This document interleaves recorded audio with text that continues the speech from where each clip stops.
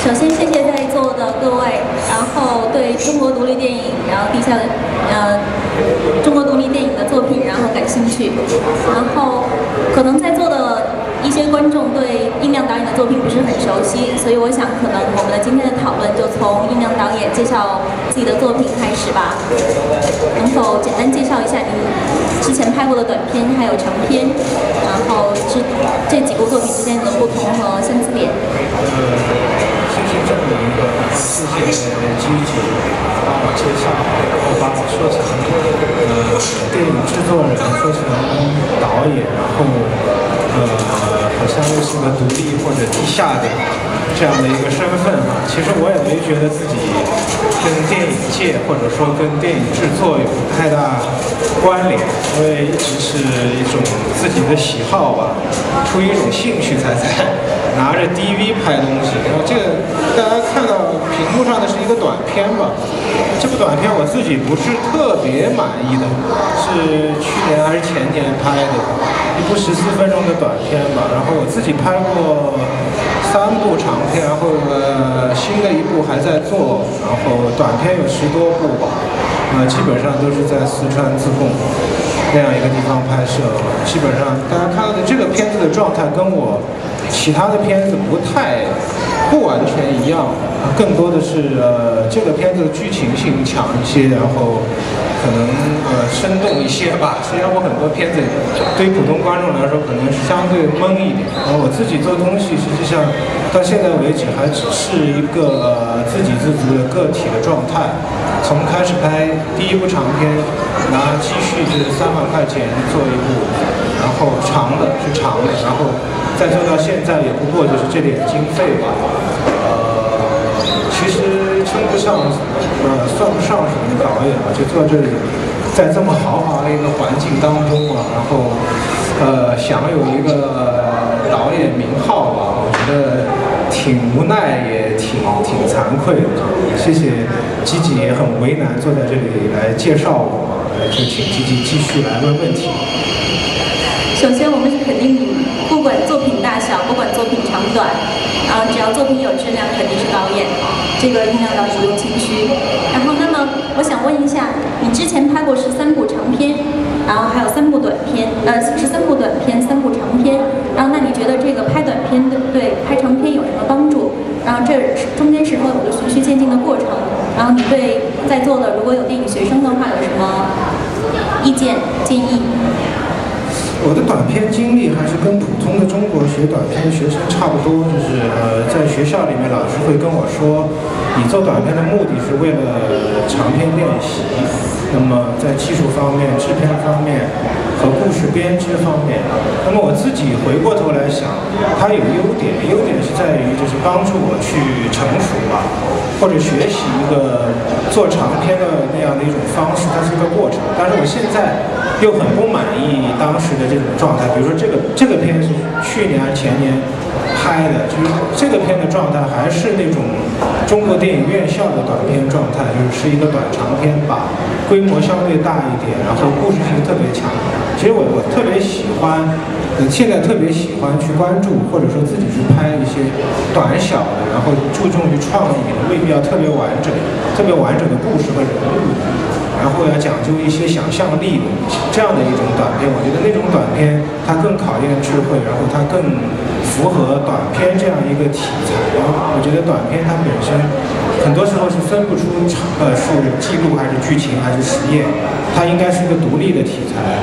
用来表达这样一个10分钟、20分钟的时间单位。我觉得这是特别重要的。现在我的朋友有拍短片的，或者说我在宋庄的那个学校教书的时候，有学生在准备做作业的时候，我都会强调。我都会强调他们我的这些观念吧，然后他们也会去从生活中发现有趣的东西，在自己身上去发现以前没有注意到的好玩的东西。那么这些东西都能变为短片的题材，那么成就一部短片这样一种题材。而长片的话，我觉得相对来说，我做到现在还是一种比较沉重的，然后比较大规模的这样一种状态。当然，当年的短片制作和创作帮助我去能够做用很少的钱，几个人去做部长片，它有它的优点，或者说有一定的帮助。那我刚刚听到你的第一部长篇作品仅仅用了3万人民币就完成了，那么这个作品是用 DV 拍的吗？我大概是到08年前，基本上拍片都是 DV， 就是迷你 DV 嘛。08年后拍到现在就是 HDV， 也没有太多长进。因为技术本身在长进吧，我自己又比较懒惰，我觉得不是特别看重。到底要做到怎么样一个质量？因为我做东西技术质量，我始终认为并不是最重要的，最重要的是一个比较自由的状态。自由包括制片自由，里面有经济方面，有政策方面，然后还有一个就是创作自由。那么就是这种自由度，我是特别看重的，那种灵活的、跟生活密切相关的拍摄方式是我喜欢的。我不想改变我和电影的那种朋友的那样一种单纯的关系吧，所以至今没有进入到一个工业环境，比如说操作售卖啊，或者说一个比较相对大的一个投入啊，这些都没有去涉足，是这样的。您刚刚提到了您的电影作品没有进入到工业环境，那么您这个拍完第一部作品，接下来第2部、第3部的这个资金来源，我知道可能就是您之前得过一些国外的机构的资助。我想问一下，国外机构对于您的创作还有制作过程中有什么帮助？然后对其他导演的话，然后有多少人都是这种模式？今天在苹果店里面放是片子最工业的一次环境当中放映了。然后那个国外机构因为我是比较偶然的，完全是一个个案的一种状态，就是第一部片子拍完，当时也没有想要走一个什么样的渠道，拍完就拍完了。那么这个片子，我自己上网找了几个影展，把片子就寄过去了。寄过去了以后，其中有一个就要了。然后那个时候我已经不想再拍了，因为我觉得一个是拍完了，第二个也挺辛苦的，可能做点别的事儿了。那么没想到这个片子拿了一些奖，然后这些奖有些奖金吧。那么这些东西都不属于一种有目标性的、有目的性的一种经营，只是一种偶然的原因，所以有了这样一种很奇怪的结果。那么帮助我能够比较集中精力的去做下面的好像跟电影有关的事儿，比如说写剧本啊，开始准备拍啊，然后又去拍了，就大概是这样的。那么在拍到后来的时候，那么又持续的有一些奖金吧，然后又申请一些基金，比如说鹿特丹电影节的 HBF， 但是我和国外机构的关系一直并不好啊，因为我自己是一个比较喜欢没有太多束缚的这样一种状态。那么不管是生活还是拍片，那么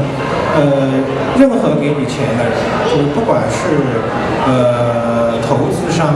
还是一个带有文化辅助性质的一个境外机构，它总是会有各种要求。那么这种要求有的时候会妨碍我吧，然后有的时候会让我感觉到违背了我的初衷，或者说让我想要去摆脱一种。其实有的时候，就是人作为一种常态心理的话，会感恩嘛。就比如说你拍一个东西挺辛苦的，想表达自己的一种想说的话，拍了以后得到承认啊，这个承认在外人看来好像还是挺耀眼的。同时，这个承认还换来了物质上面的保证，帮助你去做下面的东西。那么人之常情会去屈服这种帮助，那么这种帮助可能会变成一种束缚，会改变你的创作态度，包括题材的选择。所以我很多时候会去想办法，不那么去屈服它，去改变，不去改变自己，而是要保持很多东西。所以所谓的国外机构，客观上在物质上帮助了我去持续拍东西，但实际上关系也并不是特别好，只是一种合作关联吧。如果他给我很多不自由的，或者说阻碍我继续的愉快的去用自己方式拍片的话，我一方面会放弃与他们的协作，另一方面也会放弃拍片，因为如果拍片本身是一个非兴趣性的让人觉得不舒服的东西的话，那就没有意思了。对了，一定要提一个，就是说我为什么会坐在这里，是因为纽约有一个小的帮助中国独立电影发行的一个机构叫 Degenerate， 然后他做了一些中国独立电影的发行。那么主要是在我的片子主要是在北美的一些高校里，那么坐在这里呢，然后他也确实帮助我的片能让更多观众看到，所以还是肯定要谢谢他。